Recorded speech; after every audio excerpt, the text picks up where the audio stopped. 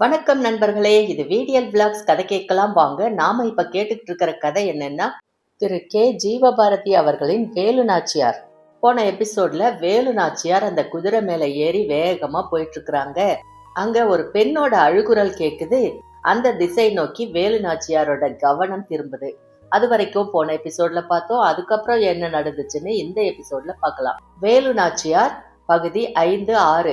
அவர் காதில் விழுந்த பெண் குரலினால் வேலு நாச்சியார் மனம் பதறியது. தாம் இப்போது இருக்கும் இடம் எது, இந்த பகுதியின் பெயர் என்ன என்பதை கூட அறிந்திராத வேலு நாச்சியார் குரல் வந்த திசையில் பார்த்தார். பின் ஏதோ ஒரு முடிவுக்கு வந்தவராக குதிரையை அருகில் இருந்த மரத்தில் கட்டினார். குதிரை தப்பிவிடக் கூடாது என்பதில் வேலு நாச்சியாருக்கு அக்கறை. தமக்கு முழு ஓய்வு கிடைத்ததில் குதிரைக்கு நிம்மதி. குரல் வந்த திசையில் வேலு நாச்சியார் மெதுவாக நடந்தார். அது காட்டின் இறுதி பகுதி. அந்த காட்டின் ஓரத்தில் ஒரு கிராமம். அந்த கிராமத்திற்கும் காட்டிற்கும் இடையில் ஒரு திடல். அந்த திடலில் ஆண்களும் பெண்களுமாக பெருங்கூட்டம்.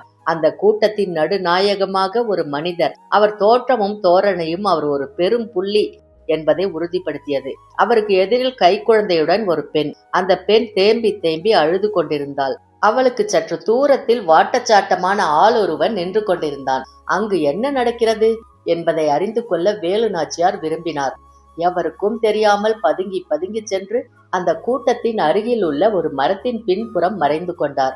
அங்கு நடப்பதை உன்னிப்பாக கவனித்தார். பெரிய மனிதர் தொண்டையை சரி செய்து கொண்டு என்ன பிரச்சனை என்பது போல் கூட்டத்தை பார்த்தார். ஐயா, நேற்று இரவு 9 மணி இருக்கும். நமது கண்மாய்க்கு சென்றிருந்தேன். தாழ்த்தப்பட்ட சமூகத்தை சேர்ந்த இந்த பெண் நம்மை போன்ற உயர்ஜாதியினர் படித்துறையில் தண்ணீர் எடுத்துக் கொண்டிருந்தாள். அதை நான் கண்டித்த போது இவள் கண்டபடி என்னை திட்டினாள்.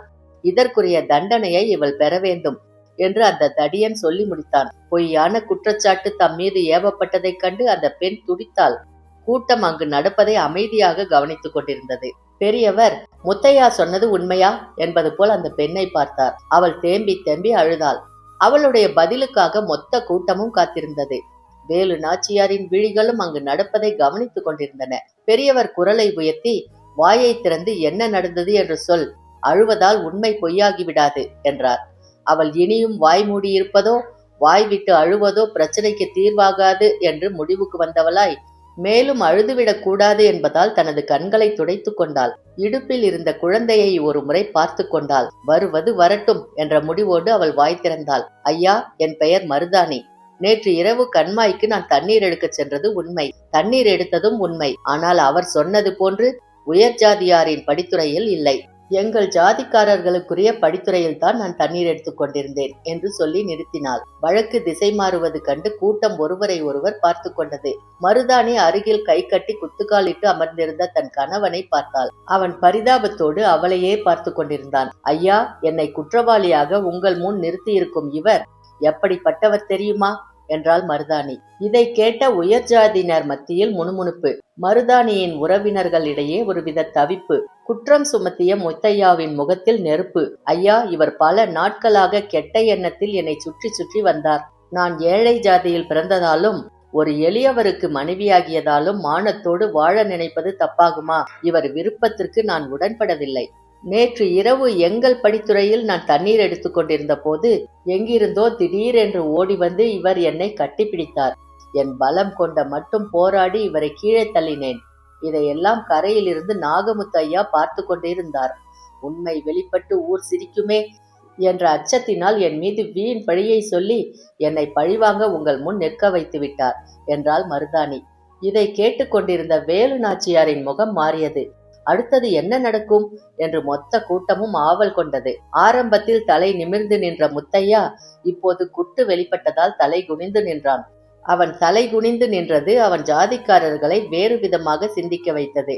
மருதாணி சொல்வது உண்மை என உறுதியாகிவிட்டால் முத்தையா மட்டுமல்ல, தங்கள் ஜாதியே தலைகுனிய வேண்டியதிருக்குமே என்று அவர்கள் எண்ணத் தொடங்கினர். அதனால் நாகமுத்துவை அவர்கள் அர்த்தத்தோடு பார்த்தனர். பெரியவர், நாகு, இந்த பொண்ணு சொல்லியது உண்மையா என்றார். எழுந்து நின்ற நாகமுத்து மருதாணியை பார்த்தான். அருகில் நின்ற முத்தையாவையும் பார்த்தான். கூட்டம் முழுவதையும் ஒரு நோட்டம் விட்டான். நாகமுத்து பதிலுக்காக அனைவருடைய காதுகளும் காத்து கிடந்தன. நேற்று இரவு நான் கண்மாய் பக்கமே போகல.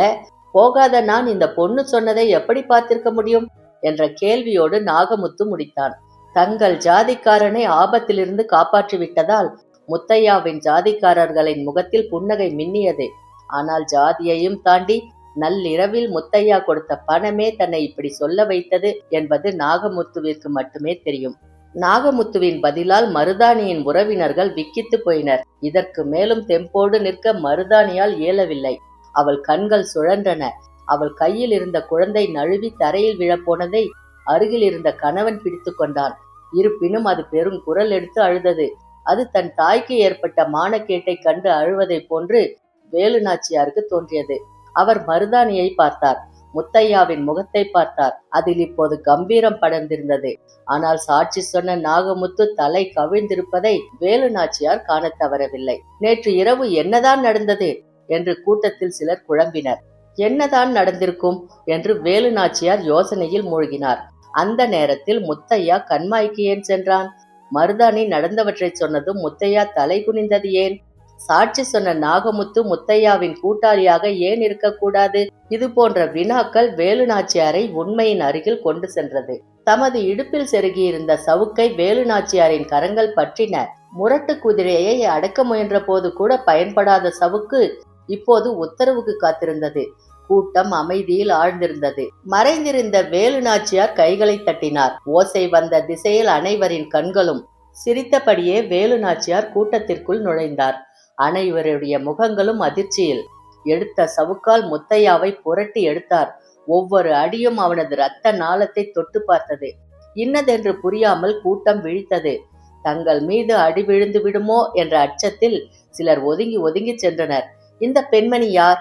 அதிகாரத்தை இவரே கையில் எடுப்பது என்ன நியாயம் என்று சிலர் நினைத்தாலும் பயத்தால் அவர்கள் பற்கள் கெட்டியாக ஒட்டி கொண்டன. அடிப்பதை நிறுத்திய வேலு நாச்சியார், தவறு செய்தவன் மட்டும் குற்றவாளி அல்ல, அந்த தவற்றை மறைப்பவனும் குற்றவாளிதான் என்று சொல்லிவிட்டு மீண்டும் வேலு நாச்சியார் சவுக்கை சுழற்றினார். இப்போது சவுக்கு நாகமுத்துவையும் பதம் பார்த்தது.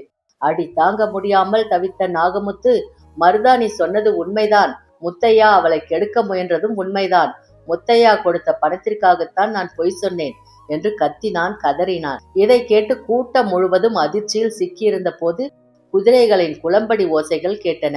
10-12 குதிரைகள் கூட்டத்தை நோக்கி விரைந்து வந்தன. அவை அருகில் வர வர அனைவரும் எழுந்து நின்றனர். வேலு நாச்சியார் மட்டும் கோபம் தணியாமல் நின்று கொண்டிருந்தார். இளவரசர் முத்துவடுகநாதர் குதிரையிலிருந்து குதித்து வேலு நாச்சியாரின் கரங்களை அன்புடன் பற்றினார். அப்போதும் வேலு நாச்சியாரின் சினம் தணிந்த பாடில்லை. வேலு, காடு முழுவதும் சல்லடை போட்டு தேடிவிட்டோம். நல்ல வேளை இப்போதாவது உன்னை பார்க்க முடிந்தது. இல்லையெனில் நாள் முழுவதும் உன்னை தேடிக்கொண்டுதான் இருந்திருப்போம். நீ இல்லாமல் நாங்கள் அரண்மனைக்கு திரும்பினால் அப்பாவின் கோபத்தை எங்களால் எதிர்கொள்ள முடியாது என்று சொல்லி சிரித்தார். இளவரசருடன் வந்த சிலம்பு வாத்தியார் வெற்றிவேலுவும் பணியாளர்களும் கூட்டத்தையும் வேலு நாச்சியாரையும் மாறி மாறி பார்த்து கொண்டிருந்தனர். அதிர்ச்சியிலிருந்து விடுபடாத கூட்டம் சிவகங்கை சீமையின் மருமகள் இளவரசர் முத்துவடுகநாதரின் மனைவி வேலு நாச்சியார் தான் சவுக்கடி நடத்தியவர் என்பதை அறிந்து வியந்து நின்றது. மருதாணி கலங்கிய கண்களோடு வேலு நாச்சியார் கால்களில் விழ வந்தாள். அதை தடுத்து நிறுத்திய வேலு நாச்சியார், இந்த இருவரையும் மொட்டையடித்து கரும்புள்ளி செம்புள்ளி குத்தி கழுதை மீது ஏற்றி ஊர் தெருக்களில் உழவ விடுங்கள். இந்த கயவர்களிடமிருந்து தண்டப்பணம் வசூலித்து அதை இந்த பெண்ணிடம் கொடுங்கள். அப்போதுதான் அடுத்தவன் மனைவி மீது ஆசைப்படுபவர்களுக்கும் பணத்திற்காக பொய் சொல்லுபவர்களுக்கும் புத்தி வரும் என்று தமது தீர்ப்பையும் வேலு நாச்சியார் தெரியப்படுத்தினார். பெரியவரும் ஊர் பெரியவர்களும் சரி என்பது போல் தலையாட்டி வணங்கினர். தங்கள் வருகைக்காக சிவகங்கை மன்னரும் மற்றவர்களும் காத்திருப்பார்கள் என்ற நினைவு வந்ததும் முத்துவடுகநாதர் புறப்பட ஆயத்தமானார். விடை பெற்று கொண்டு குதிரையை நோக்கி சென்றனர். வேலு நாச்சியார் மட்டும் திரும்பி திரும்பி பார்த்து கொண்டே சென்றார். மருதாணி அங்கு சிலையாக நின்றாள். இடுப்பில் இருந்த அவளது குழந்தை மட்டும் தன் பூவிதழ் விரித்து புன்னகை சிந்தியது. அந்த சிரிப்பு வேலு நாச்சியாரின் நெஞ்சில் ஒட்டி கொண்டது. பகுதி 6. சிவகங்கை சீமையின் மன்னர் சசிவர்ண தேவரின் கவனம் நாட்டு நலனில். வேட்டைக்கு செல்வது, மீதி நேரத்தில் விருந்தினர்களை வரவேற்பது, எஞ்சிய நேரத்தில் வேலு நாச்சியாரோடு பேசி மகிழ்வது என முத்துவடுகநாதரின் காலம் சிறகடித்தது. ஓய்வு கிடைக்கும் போதெல்லாம் தமிழ் இலக்கியங்களை புரட்டி பார்ப்பது, கற்ற பிற மொழிகளை கசடர கற்பது, சேடி பெண்களிடம் தமிழர்களின் வீரத்தை பற்றி விவரிப்பது, அமைச்சர் தாண்டவராயன் பிள்ளையிடம் நாட்டு நிலைமைகளை அறிந்து கொள்வது என வேலு நாச்சியாரின் நேரம் கரைந்து போனது. சிவகங்கை சீமைக்கு மருமகளாக வந்து 5 ஆண்டுகள் ஆகப் போகின்றன என்பது கூட வேலு நாச்சியாருக்கு மறந்தே போனது. ராமநாதபுரம் ராமலிங்க விலாஸ் மாளிகை, தந்தை செல்லமுத்து சேதுபதி மன்னர் எல்லாம் மெல்ல மெல்ல மறந்து சிவகங்கை சீமையும் அதன் மக்களும் வேலு நாச்சியாரின் உள்ளம் முழுவதும் உட்கார்ந்து கொண்டனர். சிவகங்கை கோட்டை, அளவா கோட்டை, ஏனாதி கோட்டை, கிருங்கா கோட்டை, சோழன் கோட்டை, காளையார் கோயில் கோட்டை என சிவகங்கை சீமை முழுவதும் கோட்டைகள் பல இருந்தன. எதிரிகளிடமிருந்து நாட்டை காப்பாற்றுவதற்கு இந்த கோட்டைகள் பெரிதும் துணை நின்றன. சிவகங்கை சீமை தோன்றுவதற்கு முன்பிருந்த சிற்றரசர்களும் சிவகங்கை சீமை தோன்றிய பின் அரசாண்டவர்களும் இந்த கோட்டைகளை தோற்றுவித்தனர். இவற்றில் பல கோட்டைகள் சிவகங்கை சீமையின் முதல் மன்னர் சசிவர்ண தேவரால் உருவாக்கப்பட்டது. 1801 மருது சகோதரர்களை ஆங்கிலேயர் வெற்றி கண்ட பின் இந்த கோட்டைகளை இடித்து தரைமட்டமாக்கினர். சிவகங்கை, திருப்பத்தூர் ஆகிய 2 இடங்களில் மட்டும் நினைவு சின்னங்களோடு 2 கோட்டைகள் பழுதடைந்து இன்றும் காட்சியளித்துக் கொண்டிருந்தன. அண்டி வந்தவர்கள் பால் அரவணைப்பு, ஆணவக்காரர்கள் மீது படையெடுப்பு, மக்கள் நலனில் பெருமதிப்பு, நாட்டின் உயர்வுக்கு தொடர் உழைப்பு, நம்பி வந்த தமிழ் சான்றோர்களுக்கு உபசரிப்பு, பக்தி செலுத்த ஊர்கள் தோறும் கோயில் புனரமைப்பு என மன்னர் சசிவர்ணத்தேவர் சிவகங்கை சீமையை செழிப்பான சீமையாக மாற்றி காட்டினார்.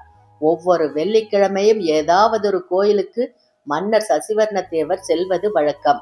முதல் வெள்ளி காளையார் கோயில் என்றால் 2ஆம் வெள்ளி திருப்புவனத்தில், 3வது வெள்ளி நாட்டரசன் கோட்டை என்றால் 4வது வெள்ளி பிரான்மலையில். அந்தந்த ஊர்களில் உள்ள ஆலயங்களில் தெய்வ தரிசனம் முடிந்ததும் மக்களை சந்திப்பதை வழக்கமாக கொண்டிருந்தார் மன்னர்.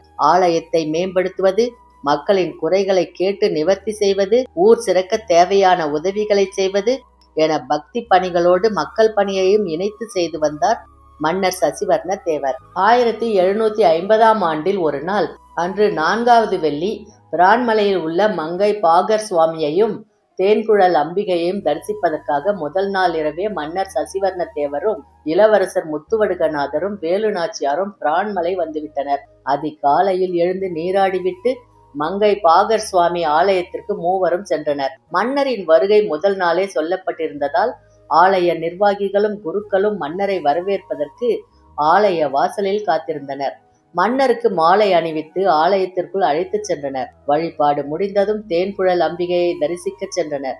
புது பட்டாடை, தங்க மாங்கல்யம், குங்குமம் என அம்பிகை புதுப்பொலிவோடு அன்று காட்சி தந்தாள். ஆராதனையும் மன்னர் பெயரில் அர்ச்சனையும் நடந்து முடிந்தது. பிரசாத தட்டை மன்னர் முன் குருக்கள் நீட்டினார். ஆனால் அவர் கண் மூடி மெய் மறந்து நின்று கொண்டிருந்தார்.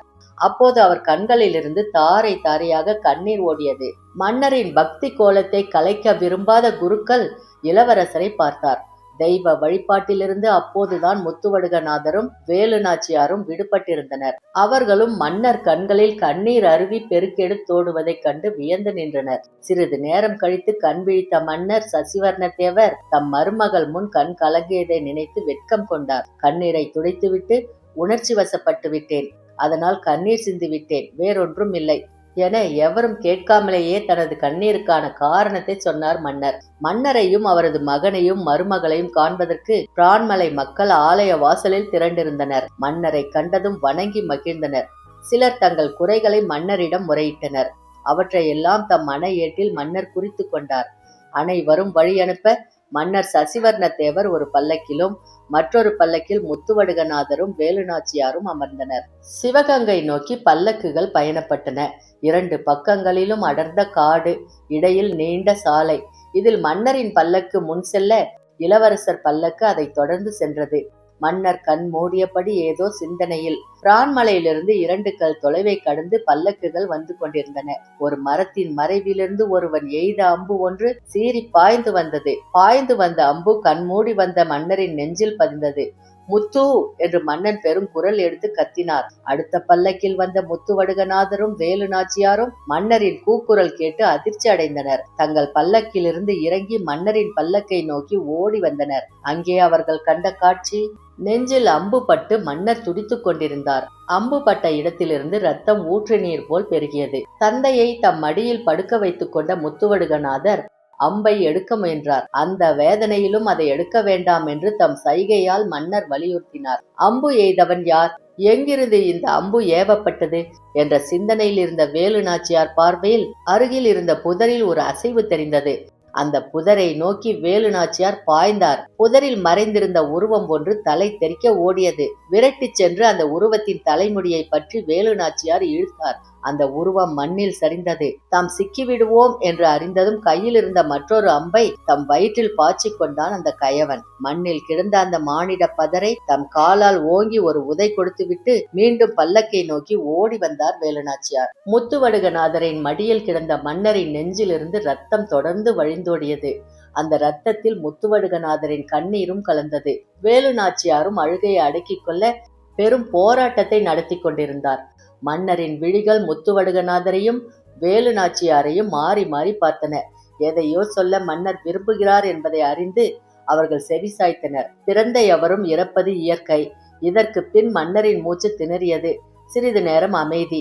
நாம் பல 100 பேர்களுக்கு நல்லவர்களாக இருந்தாலும் சில 10 பேர்களுக்கு தீயவர்களாகத்தான் தெரிவோம். அனைவருக்கும் நல்லவர்களாக எவராலும் இருக்க முடியாது. அந்த சிலரில் ஒருவன் தான் என் மீது அம்பை எய்திருக்கிறான் என்று சொல்லி முடித்துவிட்டு கண்களை மூடிக்கொண்டார் மன்னர். முத்துவடுகநாதரும் வேலு நாச்சியாரும் ஒருவரை ஒருவர் பார்த்து கொண்டனர். மீண்டும் கண் விழித்த மன்னர், அம்பிகையை நான் வணங்கிக் கொண்டிருந்த போது எனது கண்களில் கண்ணீர் வடிந்த காரணத்தை இப்போது சொல்கிறேன். உங்களுக்கு திருமணமாகி 5 ஆண்டுகள் ஆகிவிட்டன. ஆனால் இதுவரை உங்களுக்கு குழந்தை பாக்கியம் கிடைக்கவில்லை. இதைத்தான் அம்பிகையிடம் முறையிட்டு கொண்டிருந்தேன். உங்கள் வாரிசை பார்க்காமலேயே என் விதி முடிந்துவிடுமோ என்று இப்போது அஞ்சுகிறேன் என்று சொல்வதற்குள் திணறினார் மன்னர் சசிவர்ணத்தேவர். அப்பா, உங்களுக்கு ஒன்றும் ஆகாது, தைரியமாக இருங்கள் என்று முத்துவடுகநாதர் அழுது கொண்டே சொன்னார். அப்போது மன்னரின் முகத்தில் ஒரு மெல்லிய புன்னகை தோன்றி மறைந்தது. ஆமாமா, உங்களுக்கு ஒன்றும் ஆகாது என்று வேலு நாச்சியார் சொல்லி முடிப்பதற்குள் மன்னரின் தலை சாய்ந்தது. அப்பா என்று முத்துவடுகநாதரின் குரல் அந்த காடு முழுவதும் எதிரொலித்தது. சிவகங்கை சீமையுடைய அரசர் சசிவர்ணத்தேவர் இறந்து போனார். அது வரைக்கும் இந்த பகுதியில் பார்த்தோம். அதுக்கப்புறம் என்ன நடந்துச்சுன்னு அடுத்த பகுதியில் பார்க்கலாம். அது வரைக்கும் உங்களிடமிருந்து நன்றி கூறி விடைபெறுவது VDL Vlogs. நன்றி, வணக்கம்.